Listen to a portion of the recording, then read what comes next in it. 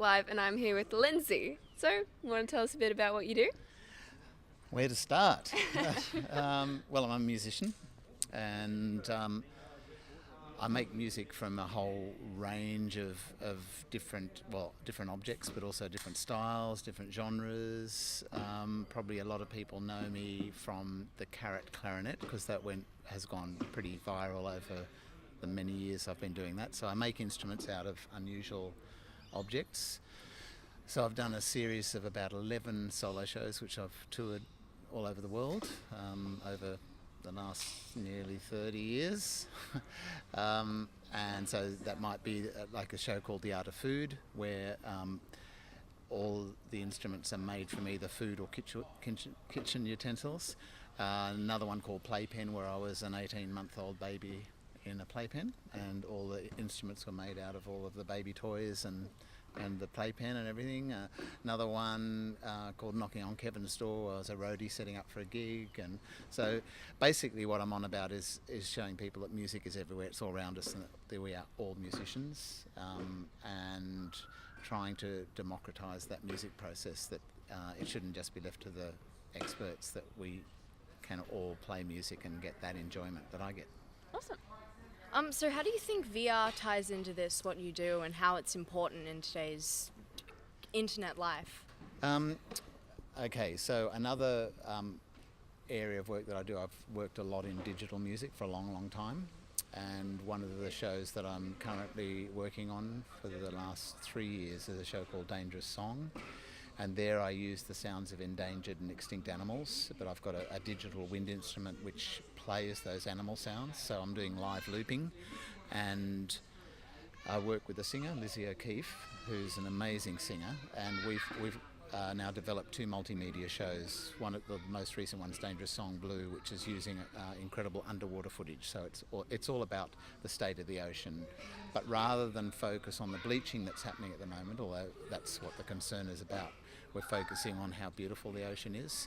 So when we were developing that show, we looked at the possibility of using projection mapping and looking at in the areas of VR. We've actually decided to keep it fairly simple, and so although we used sort of just 2D projection, what we're doing is we work inside it's like a big giant aquarium, 2 metres high by 3 metres, and the front of the aquarium to the audience side is like a screen where all of this amazing underwater footage is projected.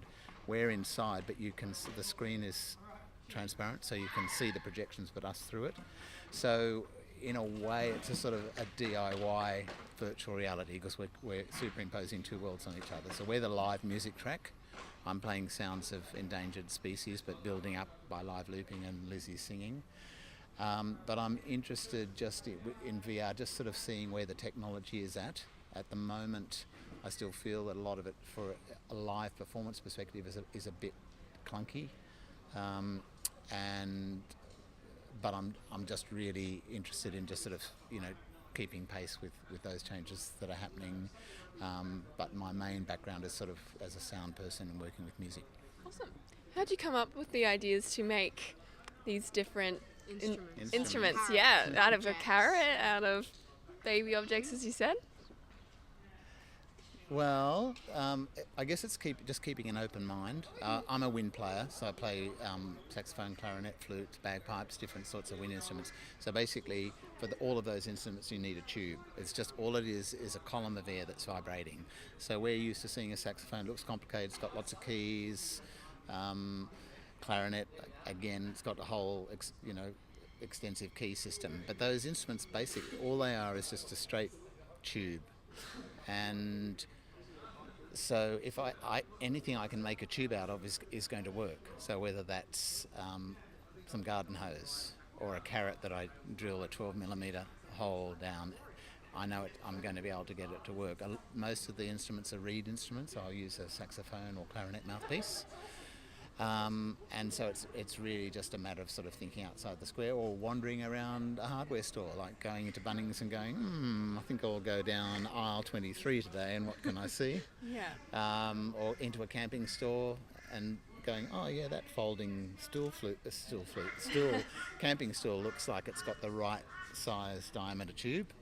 And so it's, just mucking around with ideas like that. It's in a way because kids, if I'm performing for kids, they say, hey, how did you come up with those ideas? And I said, well, it's like being like I was when I was a kid, you know, when you're just constantly exploring things, you know, remember when you were a little kid and you're just constantly trying out things, but adults forget to do that. And so for me, it's like trying to just be like, get back into my childhood, reclaim my inner child.